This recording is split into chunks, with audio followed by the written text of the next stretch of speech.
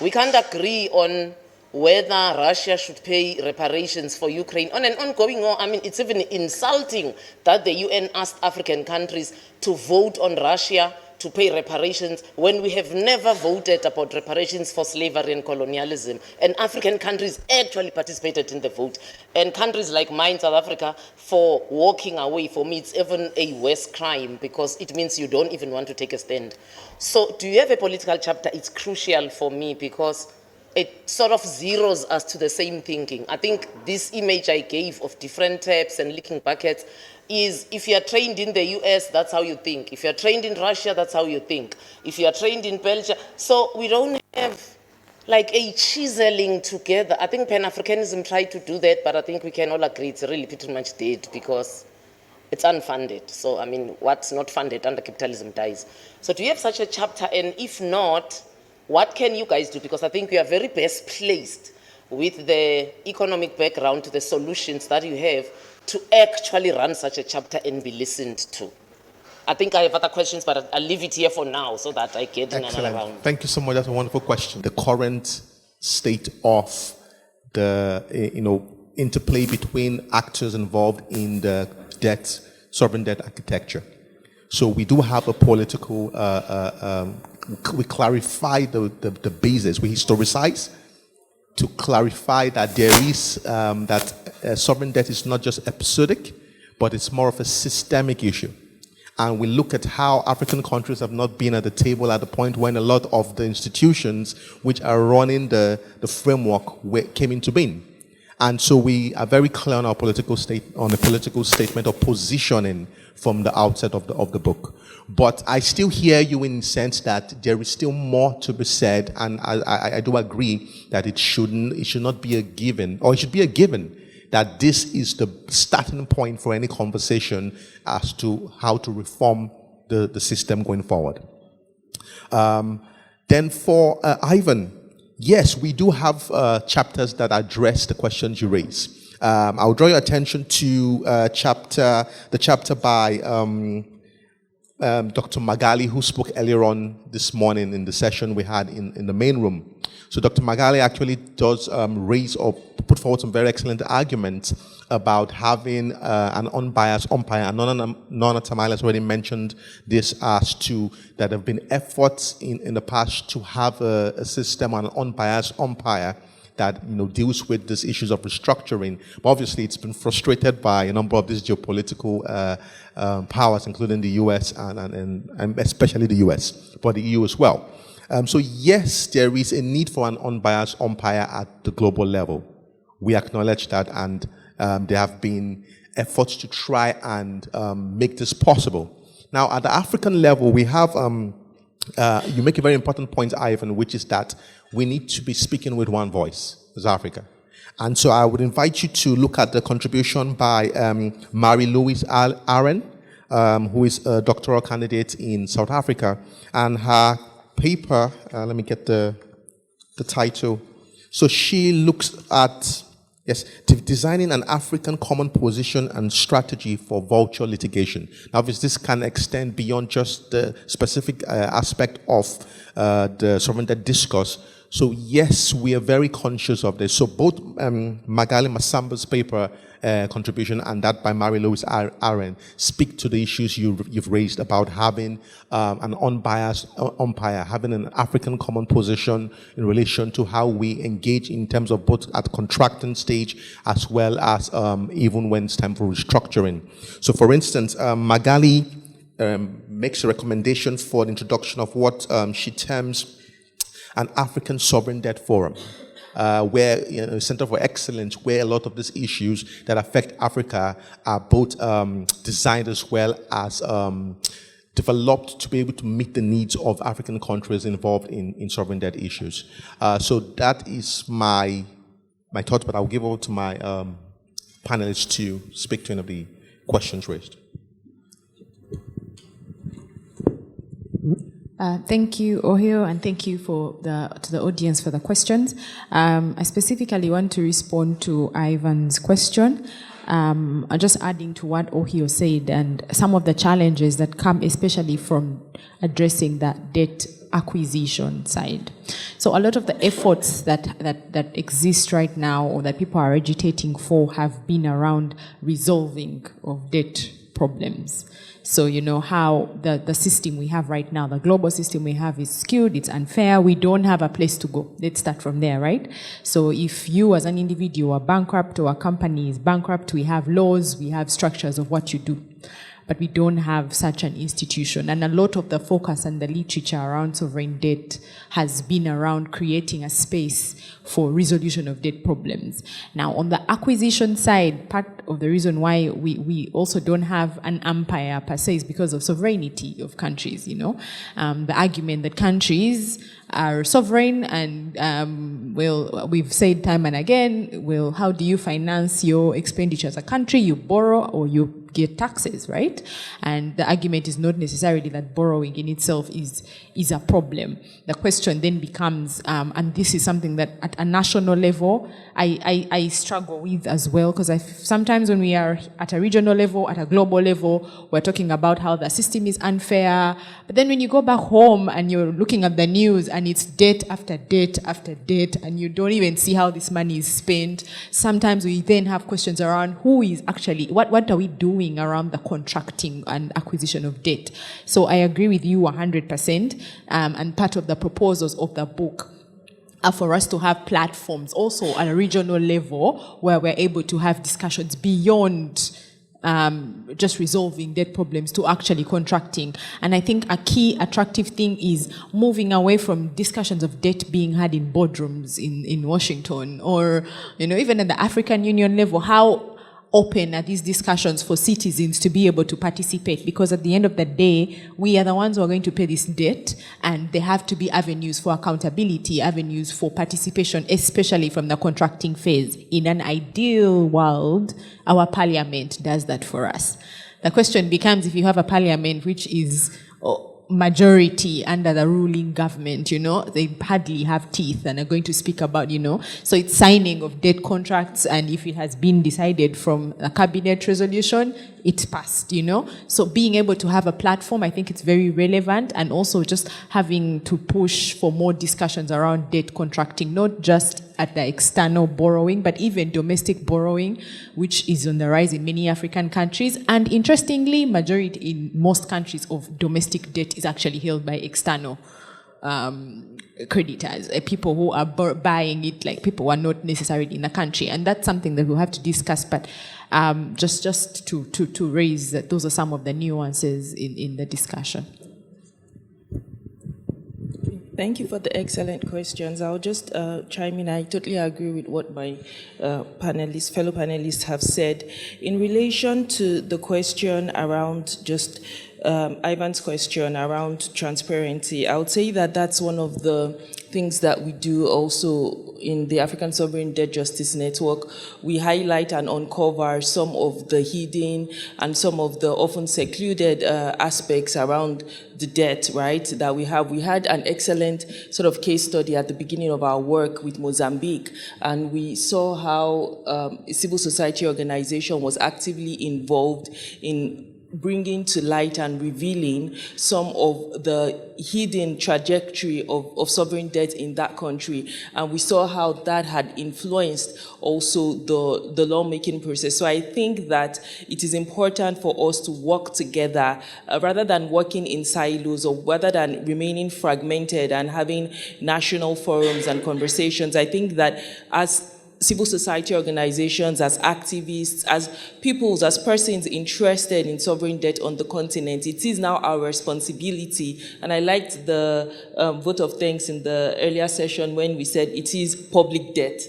And so we are the office of the public citizens, and it is going to be our responsibility to bring to fore the questions that we have in relation to the debt that is being acquired, and that, as we have said, would be paid and would have an influence in the generations to come, right? So it might not even be us that will have all of the economic and social impacts and implications. We've seen how sovereign debt has had implications on health, So on the types of hospitals that countries can fund in terms of the resources that would be attributed. We've seen that on education. My parents would tell me that when they were in school, breakfast was like a full course of meal. They had free education. They had standard education up to secondary school level, but we saw that with the conditionalities that we have with restructuring and with the structural adjustment programs, all of that sort of stifled and collapsed, right, as a result of the debt that we had. So we as public citizens have a responsibility to bring to fore the questions that we have and to take our governments, into questions, to ask them what they are doing in relation to debt so that we can all come together as a table. Now, we know that we are placing some burdens on the African Union, for example, to have a regional or continental approach in relation to promoting transparency. One of our recommendations in this book as well is to have a new comprehensive, fair and effective sovereign debt restructuring mechanism or sovereign debt mechanism as a whole based in the United Nations that will be binding on all creditors, including private creditors. So we have these sort of high-level positions, but I say that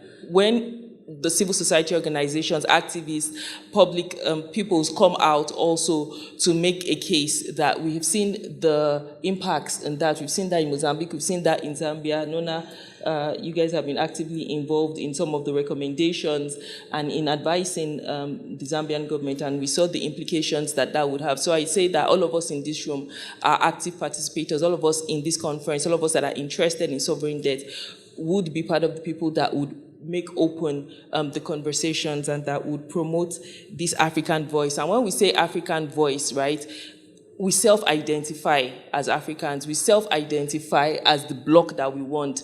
So even if we are sort of revisiting the conversations around Pan-Africanism or an African Renaissance or putting together the African common position, it is individuals, it is the voices, the individual voices that would make together the medley or the chorus that we want and that will sustain that the call that we are pushing to have that African common position. So I think that each of us have a role to play in that song that we want to promote in relation to having the common African position. And what Samantha had said around also using the TWIL lens, so the third world approaches to international law, and the question that we have from our colleague in South Africa around the politics. I think that if we're adopting a TWIL lens in our interrogation, and TWIL also is a broad school, right? TWIL has different epistemologies. We might not always agree, right? We are heterogeneous, so there will be different perspectives on how to engage in international law. But at the core of it is thinking around putting Africa at the center of the conversation, right? That is the core TWIL position. And here, when we're thinking around the politics of sovereign debt, we can never start from the present. We always have to go to the past. We also always have to go to history, and history tells us what influences or what has informed the way or the landscape of sovereign debt in the present moment. And that is one of the core TWIL methodological tools that we adopt here. We always go back to the past to understand the present and to think about how we can reform or reimagine or reorganize the future. So the politics is at the very heart of the conversation, and we cannot divorce the politics from the analysis and from the type of recommendations that we would be making in the present, because sovereign debt is very much political. It is entrenched in the politics, in the history that we as Africa, have. And I think that this is also a call for our excellent analysts and our sort of researchers here for us to think more around the politics. And I know that we're going to discuss it as an editorial team, to think more about how we can engage in simple, accessible production of materials around the politics of sovereign debt, and so that we can all sort of unpack this issue together.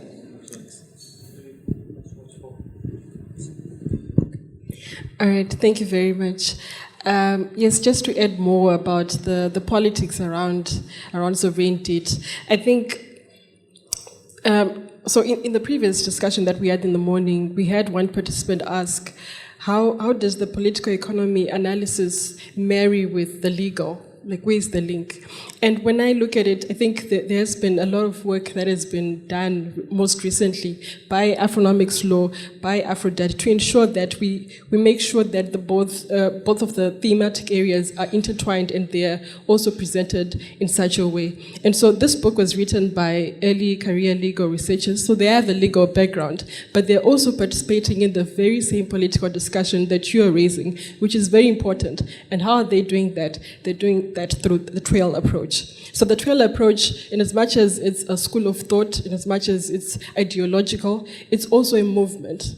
And so the more and more we talk about trail approach, the more we write about it, the more we share the book, the more it's open access over the internet, the more people we have on the African continent looking at the debt issue from a political perspective, where trail as a movement is challenging the politics of sovereign debt, and also as a legal issue where we're talking about how can reparations come into this discussion. So I feel, like we were saying, trail really cuts across this book, and it's also coming out very strongly that it could be a legal issue and it could be also challenging the politics of sovereign debt. And so I think, yes, there is more, like you're rightfully saying, there is more that can be done. Considering this book was written from a legal perspective, it also, tries to challenge the politics of it. But perhaps, like Dr. Ohiu has already said, maybe having a separate, political analysis of sovereign debt from a trail approach also would be very beneficial.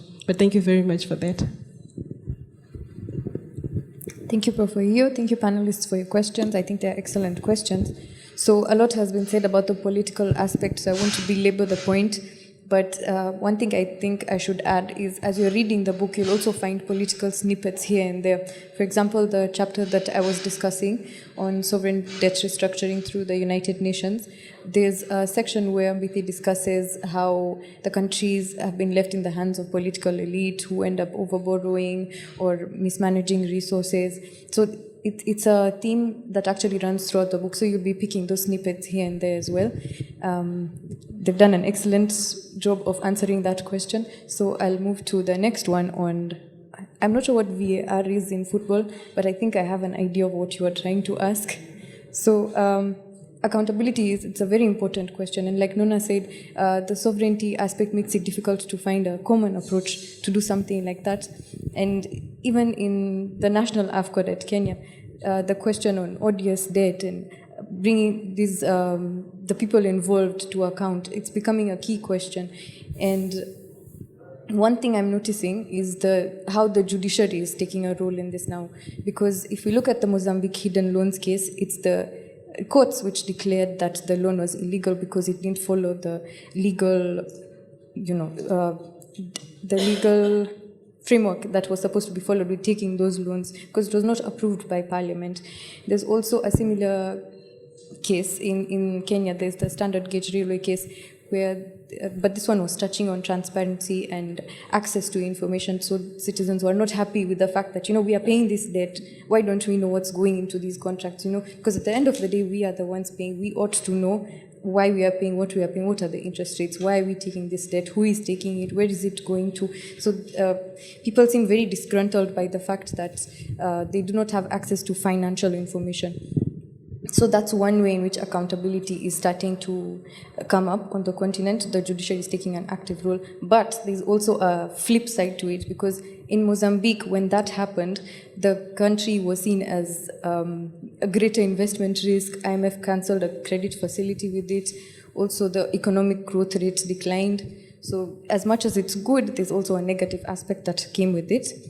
And on accountability also, going back to Mbithi's chapter, Mbithi was talking about the UN being accountable for such things, us having an international court with set principles to deal on a case-by-case basis, yes, but looking at set principles, so there's at least some legal certainty around it, at least there's some accountability around it. And I hope that answers your question. Thank you. Yes. Thanks. I hope I'll be quick, given time. I think the only language that the people we are dealing with, I call them the West, and we can unpack that another time. But the only language they understand is either military language, which Africa is weak on. I mean, Belgium can invade us as a continent and they are the size of Soweto and they will win that war. So that argument is out. The second language they understand is just being boycotted. Just leave them in the cold because they don't want that. So would you say that the admission of Saudi Arabia and UAE with their economic muscle into BRICS would change things somehow? Because if we start using the NDP, it has its problems, by the way. In the NDP working group in South Africa, so we've done a lot of research with Magali also, by the way, on its weaknesses, but its weaknesses that can be surmounted other than the weaknesses that we are sitting with here of your traditional, IFIs. So would you say that BRICS could be an answer if we get African countries, more and more of them, even if they're not in BRICS, to at least they'll be members of the NDP? Because you give a certain amount of your money for you to join, so it's almost like we are lending against what you have. I'm just summarizing. It's not a perfect system though, because they are on the other end of the pendulum. They say we don't interfere in country systems, unlike your traditional IFIs. So you use the existing country systems. And if you could be dealing with a country like Cameroon or Gabon, I mean, we know there aren't any country systems, so it will still be abused. So I think that's why we have the working group, to look at strengthening and shout as CSOs, to get it perfect. So would you say, with your experience of the traditional IFFs, that could be the answer, to just leave the West in the cold and just force them to come back to the table with better conditions for African countries? Thank you so much. It's interesting, and Dr. Titi, we're just whispering that in our ears, talking about how do we gain leverage, because it seems that we lack the leverage, and the question is, how do we, regain this leverage, or how do we actually, because we have it. Going back to what you said very casually at the beginning, I know, but obviously I know you meant it in terms of with the weather. Why did we have colonialists come in this way? Because there's something we have, and we still have it. I mean, illicit financial flows, we've talked about how much is leaving the continent, why we have a lot of investors coming in and, are queuing up to get hold of our resources. So I think it needs to get to a point. So yes, the BRICS, the new BRICS, the expanded BRICS, having political champions in different forums, and breaking that stronghold of the G7 or a few hegemonic powers just taking control of the IFFs and other aspects of the neoliberal institutional system will work. So it has to be a concerted effort of from different angles. So leaving them out in the cold might, people would say, is that we need something from them, but we also need to acknowledge that they need something from us, and we need to be coming to the table on that basis. And so what Titi was saying, based on the conversations from the previous session we had in the morning, was that what stops us from actually having our own templates about the sovereign debt contracts? And I was saying that they won't accept it, but Titi said no, we should come with our own contract, and he said take it or leave it. They know what they want. We know what we have. Or perhaps the question is, do we know what we have? And do we value what we have? Because if we don't do that and start to show that we do actually value what we have and have we stand firm on our positions, we will not be able to get the kind of access to the decision making that the Saudi Arabias and the other countries in the Middle East are getting now. They have done that by taking ownership and emphasizing on what their leverage points are. And we need to do the same in Africa. We definitely need to. I don't know whether anybody else wants to respond to that before we close. I think that, thank you, Ohio, and thank you for the follow-up. I think it's brilliant. And maybe we could have this off after this panel, just so we don't keep it up. But what Ashfin has said, I think she raised a very important point around there then being perhaps a blacklisting, right? So, for example, from the Mozambican case, what happens when there is now an international sort of type of response to say that the action that had been taken by the civil society organizations and governments have an implication. And that perhaps goes to what Ohio also said. What is our leverage? What is our position? What is our bargaining power? What tools do we have? And for me, I think that one of the perennial limitations that we've had in Africa has been our fragmentation. We don't speak with one voice.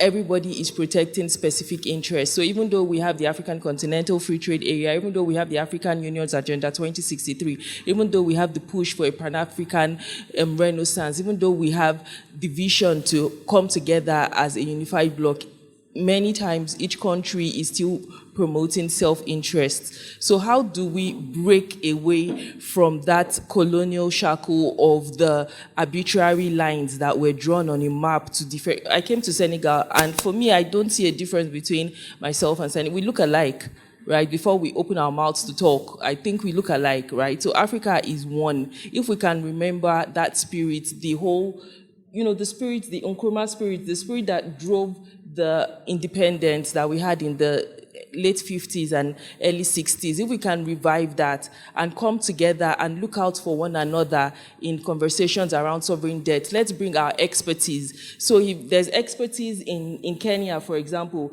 let's share that with Malawi. Let's share the expertise that we have from scholars, from academics, from civil society organizations, from activists, and let's look out for one another. But the question is, are we ready? Because for me, I think that's our strength. And I'm proud of this panel of, female young voices that are going to push the narrative. And I feel that the future for Africa in regard to sovereign debt, scholarship, literature, and research is powerful and bright. And I hope that we maintain this momentum, because it means that if we're going to have more cases, if we're going to have more contracts, that we're not going to be kept silent. People are going to write about it. People are going to talk about it, and we're going to project it at the international, in the international landscape as well. So I hear the voices. I hear, and I think there's also a gendered perspective here, because we know that the implications of sovereign debt affect women, right, and children disproportionately. So the way we are going to address this as an African bloc, to leverage the strength that we have, would be to work towards unity. Now, how we are going to achieve this, how we are going to move from rhetoric to reality, how we are going to move from theory to practice, is now that bridge that we need to come together. The AfCFTA, the African Union's Agenda 2063, is aiming to achieve that, right? But we know there's also politics of that. One of the greatest politics, one of the greatest limitations is financing. For me, I think that's one of the greatest setbacks that we have. If we can address that, then we can also begin to address the fragmentation that we have. Perhaps we can rethink or reimagine the future in that regard. But I know that the literature is going to keep pouring out, because I know the people on this panel are not going to keep silent. So I believe there's going to be hope in that regard. 30-second thing to what you just said. Okay, I think there are a few comments there, and then we would round up with that. So to the table at the back, yes, you could just go ahead with the mic.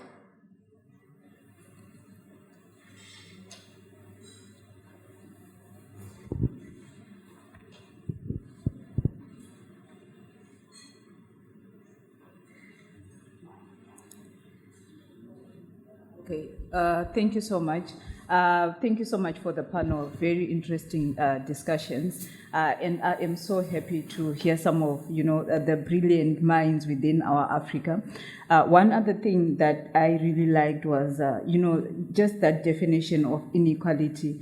And I feel as Africa, we have taken in a lot and accepted it. And some of that acceptation should not be even accepted at all.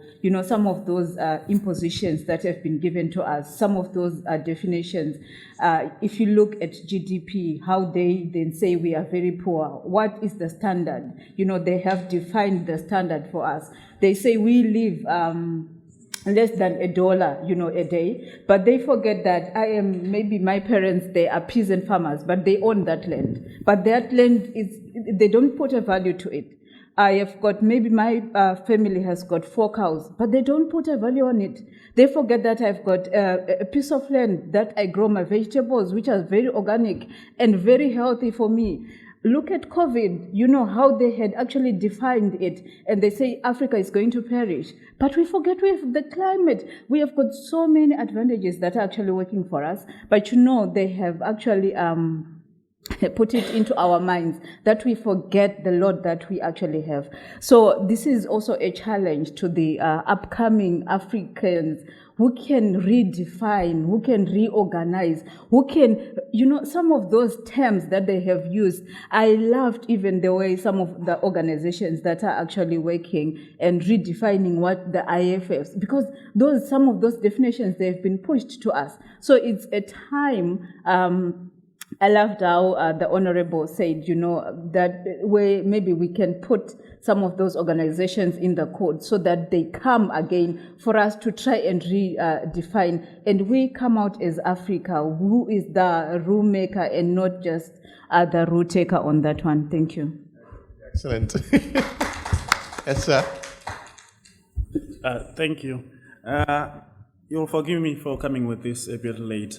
So my maybe comment or question is around the political buy-in to some of the strategies that you have. Because I think even in African context, we do agree in terms of within the scholars and within the CSO sectors. But I think the difference comes where some of the countries it's very difficult to get the political buy-in.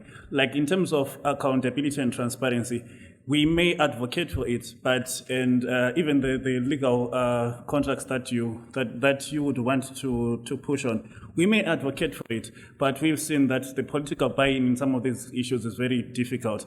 Take for example the BRICS issue. We've always said the West is having a bit of undue influence over the global South. But unless and until they became a significant political buy-in to that issue, and it was a political situation, that's when something was actually done, because the BRICS issue started a long time ago. But it recently got a traction. That's when it came up to be something. So how do you propose to have this political buy-in, to have more and more political maybe leaders buying into issues of transparency, issues of accountability, issues of opening up these discussions? Because I think until we have something like that, we might not have a lot of headway as much as we want to. Thank you. Okay, so one more point, and then we would have to waited till the end before you came up with these wonderful questions. Okay, 30 seconds. Just, yes, in 30 seconds, then, yeah. I'm keeping everybody from lunch, so, all right, go ahead, sir. Merci beaucoup, je vais m'exprimer en français. Merci pour la qualité des présentations. J'ai suivi avec grand intérêt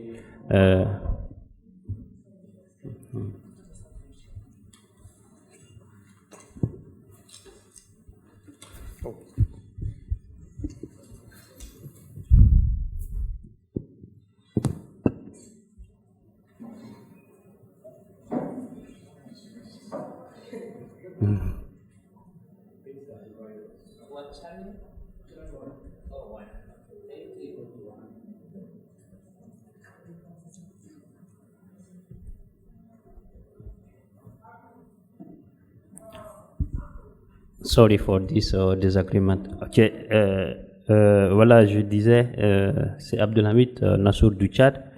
Merci pour la qualité des présentations.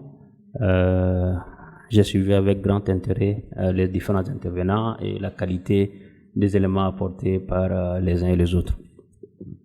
La question de la dette, c'est une question qui, pour l'Afrique, est une question de fond.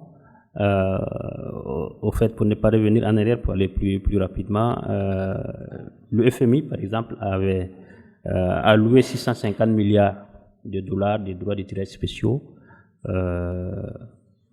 aux pays membres, qui sont au nombre de 490, mais la part qui était revenue en Afrique était très minime. Donc c'est pour dire que le financement de l'Afrique doit vraiment préoccuper nos dirigeants et les forces vives africaines, parce que nous avons besoin d'une voix unique au nom de l'Afrique pour faire valoir les intérêts de l'Afrique et défendre, n'est-ce pas, les questions liées au financement du développement de l'Afrique. Parce que rien qu'à l'exemple des droits de tirages spéciaux de FMI de 2021, quelques pays avaient réagi en faveur de l'Afrique en proposant de réallouer les droits de tirages spéciaux pour l'Afrique. C'est-à-dire que c'est un travail ou un plaidoyer que plutôt l'Afrique pourrait faire.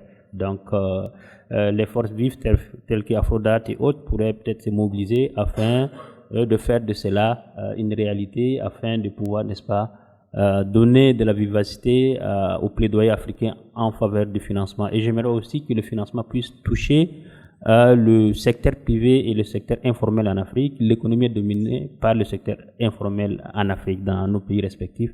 Donc il est important que ces financements puissent toucher la petite commerçante dans la rue, le petit jeune homme qui est en train de vendre des produits dans une boutique ou dans un magasin, bien que dans un secteur informel c'est très difficile, mais il est important que cette économie soit tirée par ces volets aussi, il est assez important.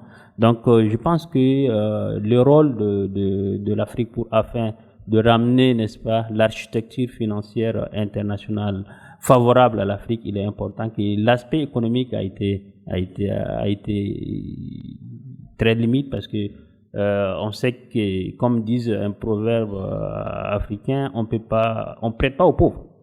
Et nous sommes pauvres, on n'est pas solvable, on nous prête pas. Et quand il y a des facilités, n'est-ce pas, ou bien des différés sur le paiement des services de la dette, quelque part, c'est pas un effacement de la dette, c'est une dette qui vous attend. Si c'est pas cette année, c'est dans 5, dans 6, dans 10 ans, et donc ça ne fait que aggraver la situation. Donc je pense que la voix de l'Afrique pourrait vraiment porter si la force vive de toute l'Afrique puisse défendre de manière globale, ensemble, n'est-ce pas, les intérêts de l'Afrique, et non aller de manière séparée. Merci.